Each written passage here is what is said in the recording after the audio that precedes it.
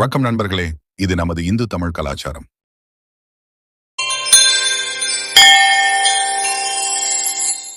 யாருன்னா நேர்ல வர்ற கடவுள் காலண்டர்ல இருக்கிற மாதிரி எப்பவும் முழு அலங்காரத்தோட இருக்க மாட்டாரு.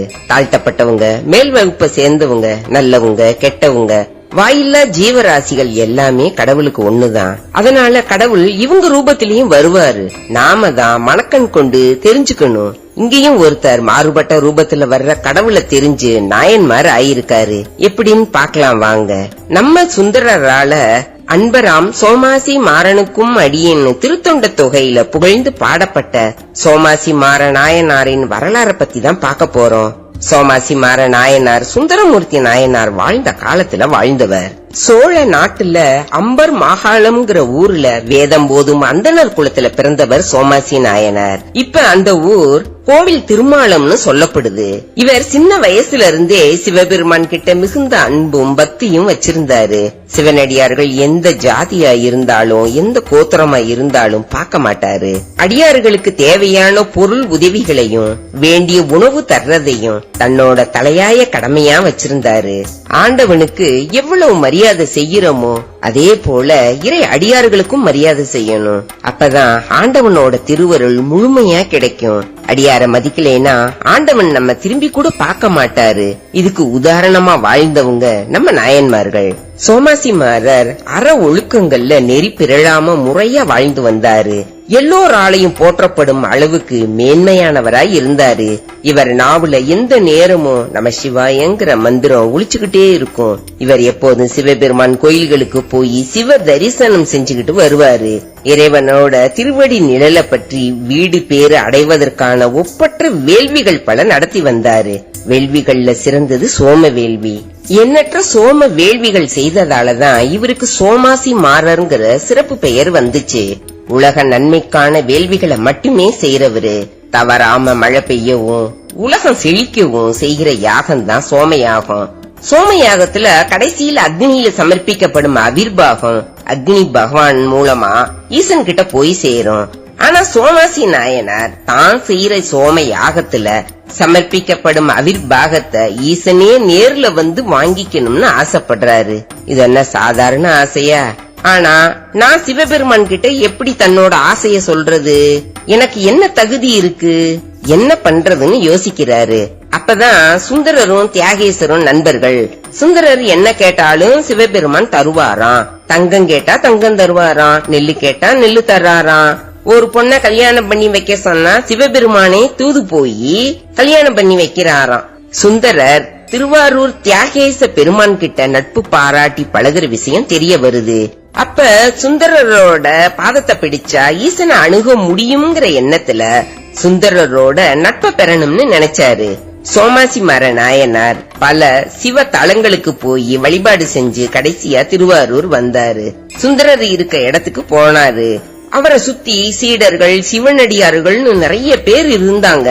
பார்த்தாரு, நம்மளால பக்கத்துல கூட போக முடியாதுன்னு ஒரு ஓரமா நின்னு பாக்குறாரு. யாராவது முக்கியமானவங்களை பார்க்க போகும்போது மரியாதை நிமித்தமா கையில ஏதாவது பழம், பூவு கொண்டு போவோம்ல, இது மாதிரி இவரு வீட்டுக்கு பின்னாடி முளைச்சிருந்த தூதுவளை கீரைய பறிச்சுக்கிட்டு போறாரு. ஏன்னா எப்பவுமே சுந்தரர் சிவபெருமான நினைச்சு பதிகம் பாடுவாரு. அவர் குரல் நல்லா இருக்கணும் இல்லையா? அதனாலதான் சுந்தரர் பக்கத்துல போக முடியல. இவர் என்ன செய்யறார், பரவநாச்சியார்கிட்ட கொண்டு போய் கொடுத்து சுந்தரருக்கு சமைச்சு கொடுக்க சொல்றாரு. அவங்களும் அந்த கீரைய சமைச்சு தர்றாங்க. இது தினமும் தொடருது. ஒரு நாள் சுந்தரர் கேக்குறாரு, உனக்கு இந்த கீரையை தினமும் யார் தர்றான்னு கேட்டாரு. உடனே பரவநாச்சியார் சோமாசி நாயனார அறிமுகம் செஞ்சு வைக்கிறாங்க. உங்களுக்கு என்னிடம் என்ன வேணும்னு கேக்குறாரு. இவ்வளவு கேட்டா பத்தலையா? ஓடி போய் சுந்தரர் காலில் விழுந்து வணங்குறாரு. இவருக்கு சுந்தரமூர்த்தியின் அன்பு நட்பு கிடைக்குது. ஒரு நாள் சுந்தரமூர்த்தி நாயனார் கிட்ட சோமாசி மர நாயனார் தான் நடத்தும் சோம யாகத்துக்கு சிவபெருமான் நேருல வந்து அவிர்வாகத்தை பெறணும்னு தான் மனசுல இருந்த நீண்ட நாள் ஆசைய சொன்னாரு. ஏன்னா சுந்தரமூர்த்தி நாயனாரும் சிவபெருமானும் தோழர்கள் இல்லையா? அதனால சுந்தரர்கிட்ட சொல்லி சிவபெருமான் கிட்ட விண்ணப்பம் வைக்கிறாரு. அதை ஏத்துக்கிட்ட சுந்தரமூர்த்தியும் திருவாரூர் தியாகேசன் சோமாசி மாற நாயனாரின் ஆசைய பத்தி சொன்னாரு.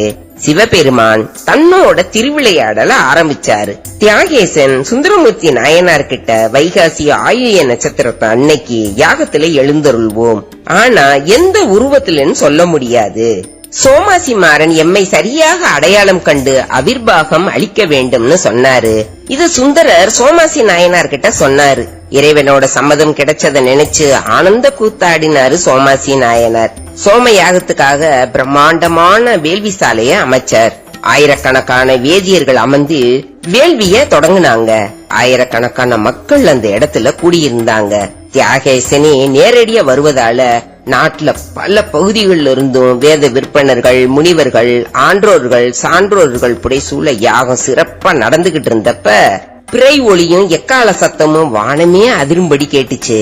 அப்போ திடகாத்திரமான இளைஞன் ஒருத்தன் இறந்த கண்ணுக்குட்டிய தோல்ல சுமந்துகிட்டு இடுப்புல பறைய தொங்க விட்டுக்கிட்டு இடது கையால 4 நாய்களை கட்டி கயிறை பிடிச்சுக்கிட்டு வலது கையில குச்சியால பிறைய அடிச்சுக்கிட்டு நடந்து வந்துகிட்டு இருந்தான்.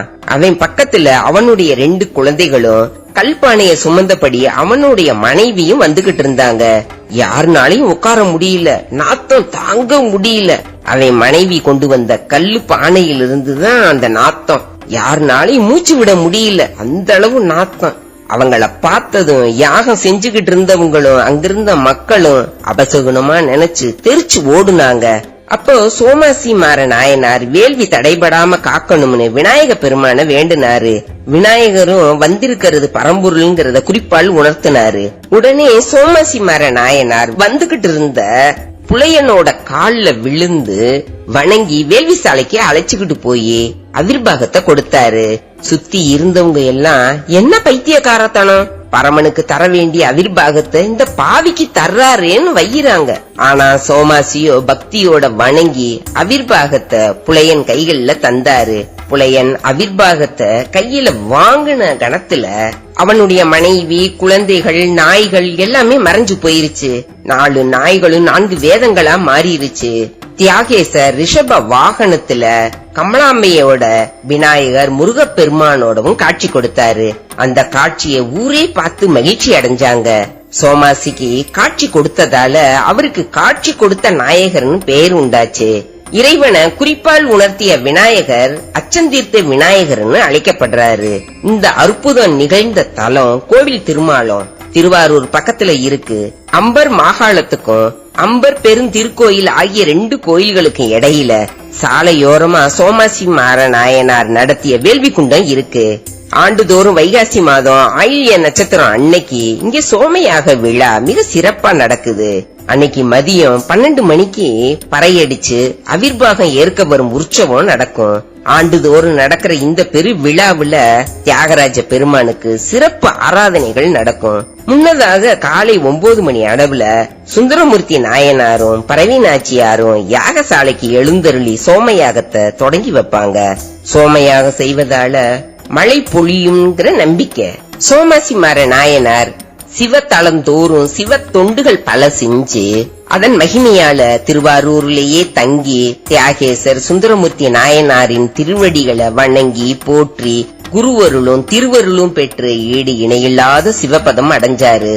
சோமாசி மாற நாயனாரின் குருபூஜை வைகாசி மாதம் ஆயில்ய நட்சத்திரத்துல அவர் அவதாரம் செய்த தலமான திருவாரூர் மாவட்டத்துல உள்ள கோவில் திருமாலம் அருள்மிகு மாகாளநாதர் திருக்கோயில்லையும், முக்தி அடைஞ்ச தலமான திருவாரூர் அருள்மிகு தியாகராஜ சாமி திருக்கோயில்லையும் மிக சிறப்பா கொண்டாடப்படுது. திருமாகாளம் மாகாளநாதர் கோயில் பிரகாரத்துல சோமாசி மாற நாயனார் அவர் மனைவி சுசிலாவுக்கு தனி சன்னதி இருக்கு. இவரது குருபூஜை அன்னைக்கு அனைத்து சிவாலயங்கள்லயும் சிறப்பு வழிபாடு நடக்கும். இதோட இவரோட வரலாறு முடியுது. நாம அடுத்து பார்க்க போற நாயன்மார் யாருன்னா சாக்கிய நாயனாரின் வரலாற பத்தி தான். மேலும் இது போன்ற ஆன்மீக கதைகளுக்கு நமது இந்து கலாச்சாரம் தமிழ் சேனலை சப்ஸ்கிரைப் மற்றும் லைக் அண்ட் ஷேர் செய்யுங்கள்.